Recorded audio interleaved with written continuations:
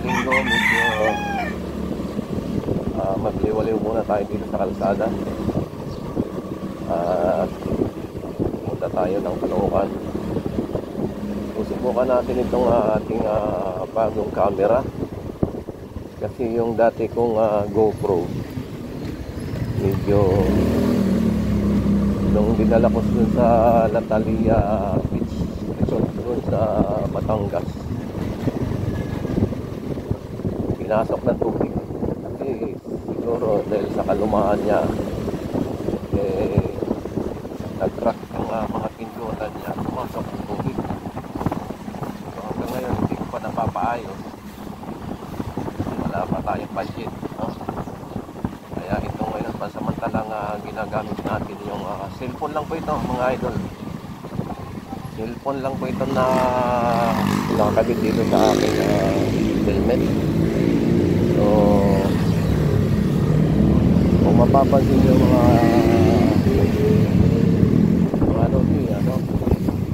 medyo wide naman yung buhay. Yung cellphone na ito naka 360 rin siya, so hindi siya gaano magalaw. Kaya pansamantalang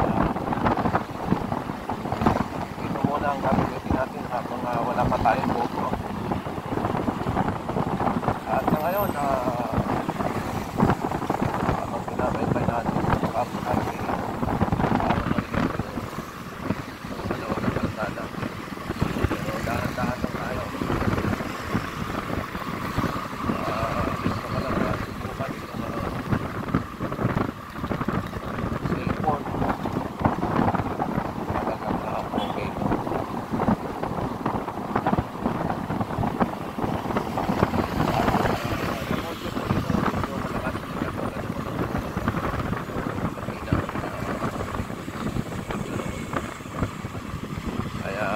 kahit na malakas ang boses ko, so manila yung kaagap niya, no?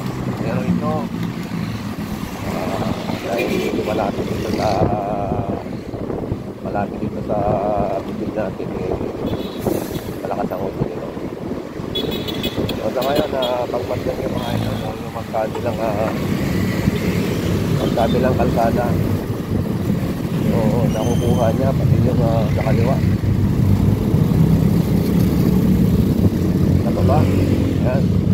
So nakukuha din niya yung harapan ng ating motor. Yan, nakikita po yung ating speedometer kung gaano ba kabilis ang ating takbo. Pero hindi naman tayo nagpapatakbo ng mabilis dahil kumbaga meron lang tayong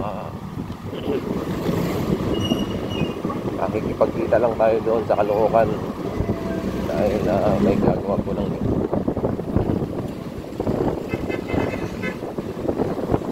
dahan lang tayo ng idol. Nakapang pinabay natin ang makakmakasay. Maghahanap tayo ng mga kamuting rider dito, no? Kasi kadalasan lalo na pag Lunes hanggang Sabado, maraming nakakaway ng mga rider. Bigla ka na lang nagiging na para magkakakamot ng karina.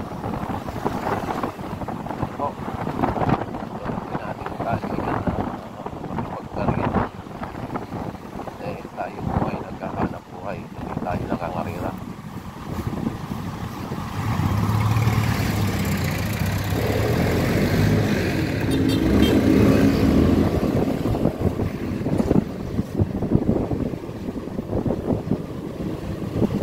Ayan.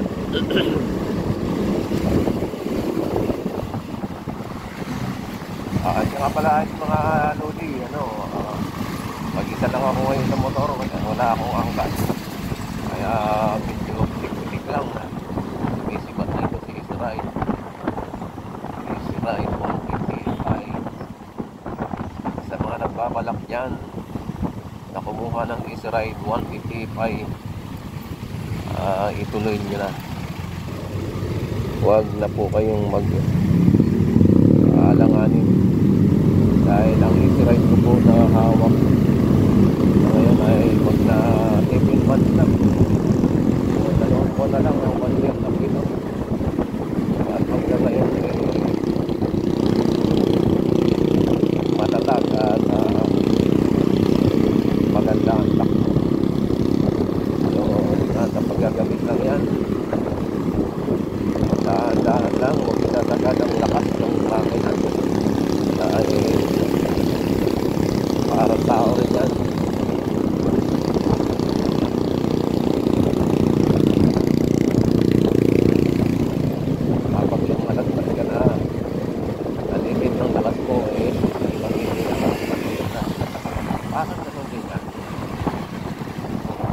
dahan lang tayo.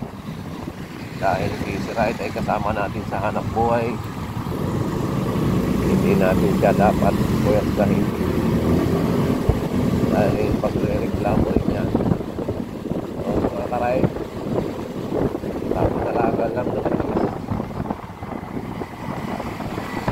siyempre lagi ko pa yung oil every 500 kilometers, pero nagawa ko ngayon kahit mga 500 kilometers nag-isip sa oil na ako pag nagkaroon ng budget.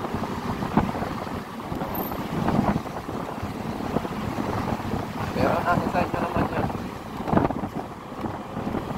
Pwede nyo naman gawin 1 year. Yung una kong motor, yung Suzuki X3, 1 year bago ako mag-change oil. Pero hindi naman bumibigay. Kasi sa tao tinatangking ka na yung motor na yun. Mga sa mga runner, yung lagi kang araw-araw karyain. So yung mga kaso-kasuan makalang na yan, pwede yan bigas. So ganun din ang makina. So matagal yan po ay hindi rin. Mga pala mga idol, yung sinasabi ko lagi sa inyo na filter sa baba. Noong mga nakarang araw, naramdaman ko na naman na medyo nanginginig. Kung iba yung tunog ng tambot ko na parang singaw ba? Yung tunog niya parang gano'n, no? Ibig sabihin yan, maluwag na naman yung pinaka cloud ng air filter doon sa baba. So, nung tinignan ko, maluwag na. Inikpitan ko na naman. Kaya ito ngayon, matining na naman siya. So, nandito tayo ngayon sa monumento. Ito ang sitwasyon sa monumento. Araw ng linggo, medyo maluwag.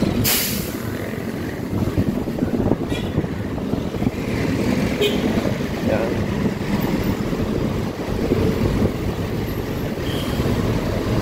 Araw ng Biyernes, araw ng Lunes hanggang Sabado. Pakatid ng kalsada nito tapat ng Grand Gate Grand Central District Road Grand pero dito sa maluwag din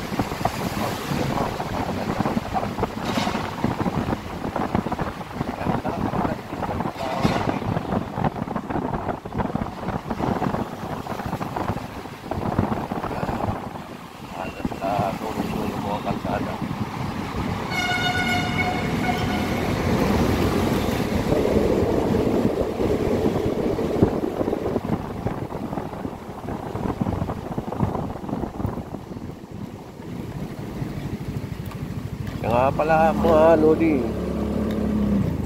kung okay naman sa inyo yung camera kong gamit ko ngayon, dahil ang GoPro po ay napakamahal, napakataas. Kung ipapaayos ko, wala pa ako makikitang service center ng GoPro. Kung bibili naman ako, sobrang mahal. Kaya kung okay itong cellphone na gamit ko ngayon,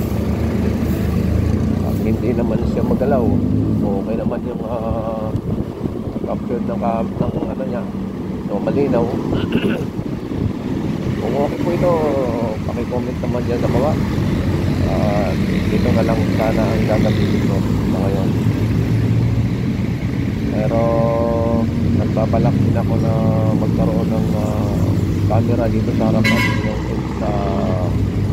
Insta360, para meron tayong malinaw na upload o harap likod, magkakaroon tayo ng camera. At least makita natin pati yung nasa likuran natin, yung nag-o-auto dyan, yung mga kapoting rider dyan.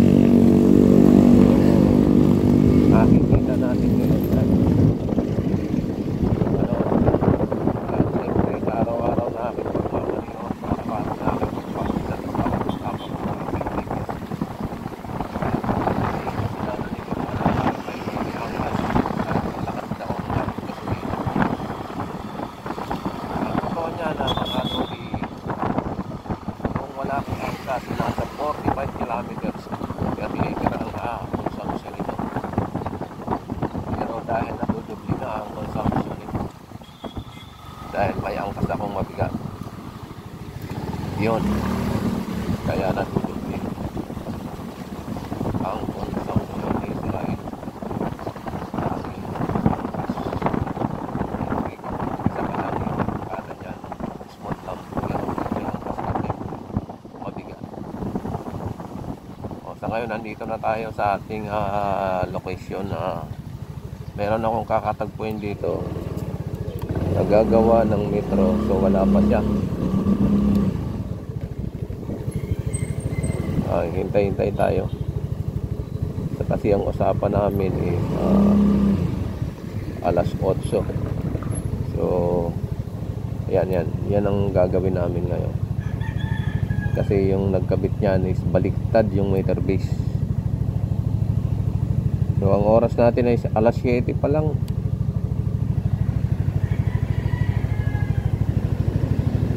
Alas 7 pa lang.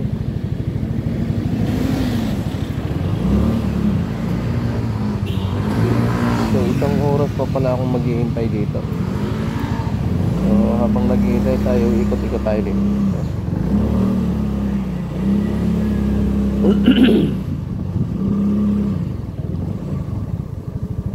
So iikutin natin yung ipapasyan ko dito kayo sa 10th Avenue.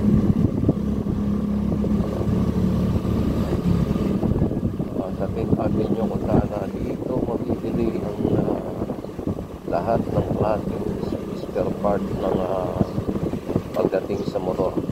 At kung bibili naman kayo ng unit, nandito rin sa 10th Avenue. Dito nga pala sa Motorstar Ace World Motor Industries Corporation. Dito po sa 10th Avenue corner ng 2nd Street, 3rd Street. Nasa harapan mismo ng China Bank. Kung kayo ay naghahanap ng dealer po ng Easy Ride, nandito po sa along 10th Avenue corner 3rd Street. Yan, dito po yan. Sa ngayon medyo maaga, nagbubukas sila kahit linggo. Dahil maaga pa, so sarado pa sila ngayon, no? So para sa mga nagtatanong kung saan makakabili ng Motorstar Easy Ride 155, dito po sa along 10th Avenue corner, nasa harapan po ng China Bank. Yan, madali lang yung mahanap. So dahil maaga pa talaga, wala gaanong mga sasakyan, so ikot tayo. Yan, ito yung kahabaan ng 10th Avenue. Dito po ninyo mabibili ang inyong mga kailangan. Nandito rin po yung Yamaha, Honda. Yan, sa Tres Hermanas Motors Corporation. Dito po along 10th Avenue rin. Yan, yung mga branded na mga motor. Yan, nandito rin yung Pinco, Cycle Mar. Yan. At yan, Kawasaki, Suzuki, Honda. Yan, dito po yan makikita sa 10th Avenue, along 10th Avenue, Caloocan, Chris Park, Caloocan. Yan, para po doon sa mga nagtatanong sa akin kung saan nabibili, saan ko nabili ang aking Easy Ride Motorstar. Marami po kayong pagpipilian dito.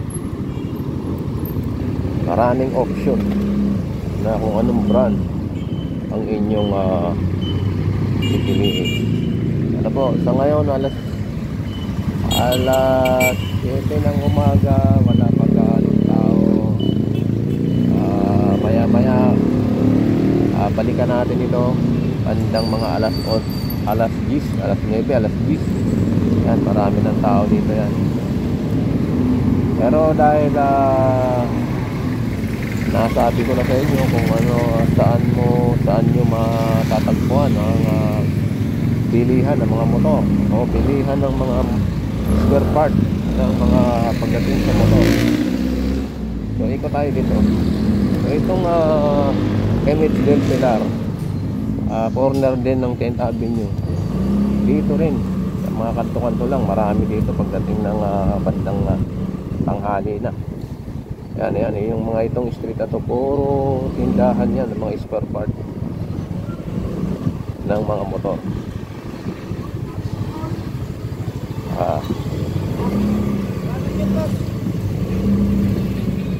At sa araw ng Lunes hanggang Sabado, napakaraming tao dito.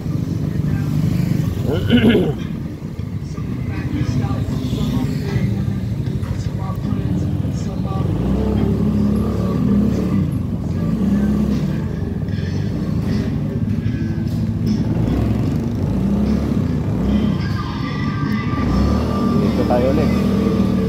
Yan. Ipapasyal ko lang kayo, no? At habang tinitesting natin itong bago natin camera. Cellphone lang po ito.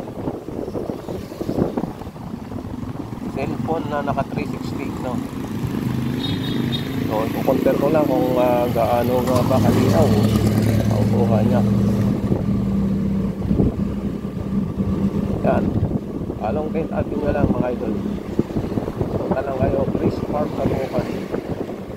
Baybayin mo lang yan mula sa LRT hanggang doon sa dulo. Pagkabilaan na puro motor yan, puro mga spare part yan.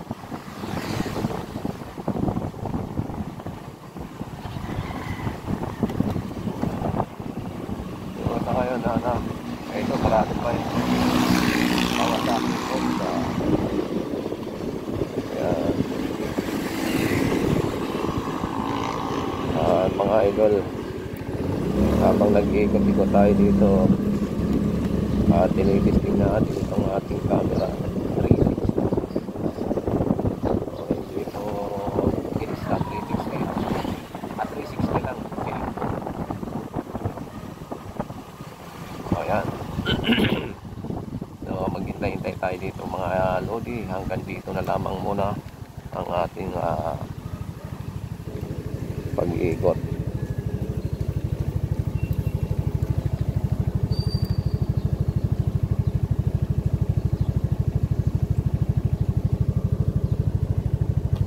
Talaga, medyo napaaga yata yung dating ko.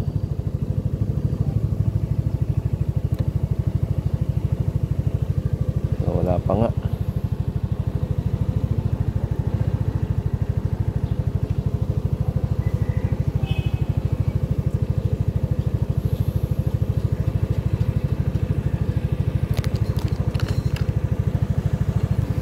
So, hanggang dito na lamang muna tayo mga lodi, no? At itutuloy na lang natin itong video natin sa pangalawa nating pag-iikot gamit po itong ating camera na cellphone na naka 360. Maraming salamat.